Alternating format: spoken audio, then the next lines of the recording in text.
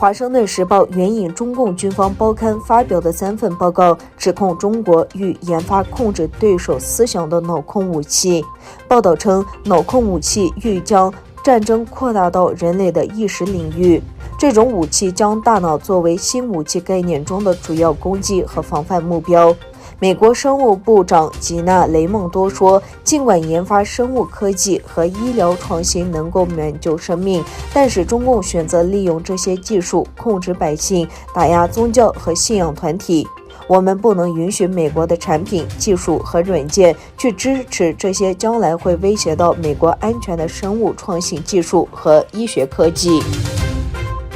据台湾中央通讯社报道，台湾领导人蔡英文在社交媒体上发布了新年讲话。蔡英文强调，绝不会屈服于中国的压力，动用武力并非是解决双方之间分歧的一个选项。蔡英文指出，军事冒险主义不是解决方案。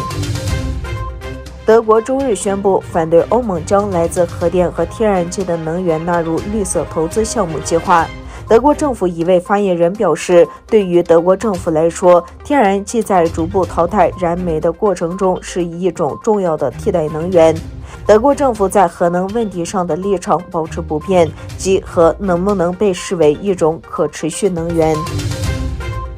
据中国国家外汇管理局网站12月31日公布的数据，9月末中国全口径外债余额为26965亿美元，刷新纪录新高，并且已经连续11个季度上升。其中本币外债占44%，外币外债占56%，中长期外债占47%，短期外债占53%。塔利班临时政府发言人扎比胡拉·穆扎希德在其社交媒体账户上发表声明称，俄罗斯商人在首都喀布尔与塔利班政府的副总理阿卜杜勒·萨拉姆·哈内菲会面。穆扎希德表示，会议期间讨论了建立石油、天然气炼油厂以及压缩天然气和液化天然气设施的问题。他还表示，还讨论了建立水泥生产公司的问题。美国总统拜登周日告诉乌克兰总统泽连斯基，如果俄罗斯进一步入侵乌克兰，美国及其盟国将果断回应。白宫新闻秘书沙奇在通话结束后发表的一份声明中说，拜登和泽伦斯基讨论了缓和顿巴斯紧张局势的措施，并通过积极的外交手段推进明斯克协议的实施。